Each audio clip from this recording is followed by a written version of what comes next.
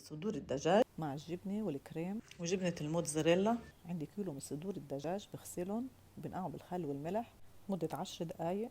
هون بقطع صدر الدجاج إلى شرائح، بضيف عليهم معلقتين من بهار الشاورما، معلقة من الشطة، معلقة من الأوريجانو، معلقة صغيرة من الفلفل الأسود. بخلطهم مع بعض منيح وباخدهم على البراد، بتركهم لمدة 4 ساعات. وهون طلعتهم من البراد بمقلية على النار، بضيف عليها زيت، بنزل عليها قطع الدجاج تدريجيا، بحركهم لحتى يتغير لونهم. هلا هون بلش يتغير لونهم بهيدا الشكل.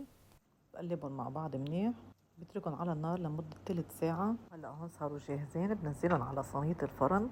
وهلا بجهز خلطة الكريم والجبنة. عندي كوب شاي من الحليب، كوب شاي من كريمة الطبخ، معلقة كبيرة من جبنة الكريمية، أي نوع جبنة كريمية، وبخلطهم مع بعض، زائد معلقة من الثوم. وهيك بعد ما خلطهم بضيفهم لفوق الدجاج، وبضيف عليهم جبنة الموتزاريلا، وبتركهم بالفرن لمدة تلت ساعة. وبقدمهم ساندويشات أو بقدمهم بهيدي الطريقة أو مع الرز. وألف صحة وعافية من مطبخ فاطمة العالمي.